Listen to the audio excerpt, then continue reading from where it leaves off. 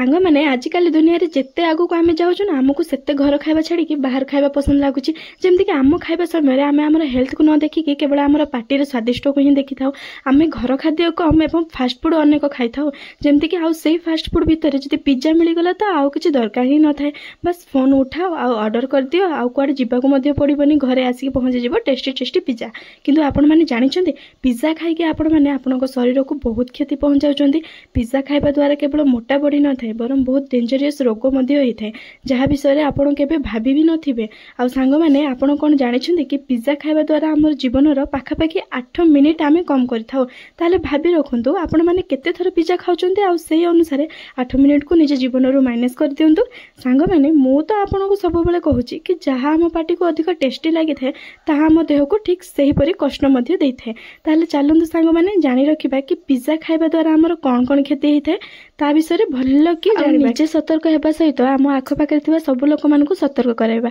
आ video शेष में आपको कहबी कि केमिति पिज्जा खाइले आम शरीर को कौन क्षति पहुँचाई न थाए। तो नंबर 1 पिज्जा खाइबा द्वारा मोटापण बढ़ी थाए। नंबर 2 पिज्जार बेसटा जेहेतु मैदार तैयारी होता है जहाँकि आम हजम क्रिया बहुत प्रभाव पकई थाए आउ एथिरे जो चीजटा पका होता है यह द्वारा आम कोलेस्ट्रोल बढ़ी थाए जहाँद्वारा कि हार्ट अटैक समस्या बढ़ी जाए। नंबर 3 पिज्जा फाइबर बहुत कम मात्रा रे मिली थाए जहाँकि आमर अंतनली को नष्ट कर दे थाए। नंबर 4 पिज्जा खाइबा द्वारा हार्ट अटैक हेबार मध्य संभावना रही थाए। नंबर 5 पिज्जा खाइबा द्वारा कैंसर भी हो पारे। नंबर 6 आम रेगुलर जदि पिज्जा खाइबा द्वारा एसिडिटी समस्या मध्य देखा जाए। नंबर 7 पिज्जा खाइबा द्वारा आमर इम्यूनिटी सिस्टमटा मध्य दुर्बल होगा लगी थाए। एबे आमर मन रे प्रश्न आसीबो ताले हमको पिज्जा खाइबा को इच्छा हले आमे कोन करबा ताले तार समाधान मध्य आम पाखे रहिबा निहाती आवश्यक। जेमती कि जानि रखंतु सांग माने पिज्जा को सीमित मात्रा रे खाइले एते डेंजरियस ही न थाए आ जेते पारिबा सेते घरे पिज्जा करिके खाइबा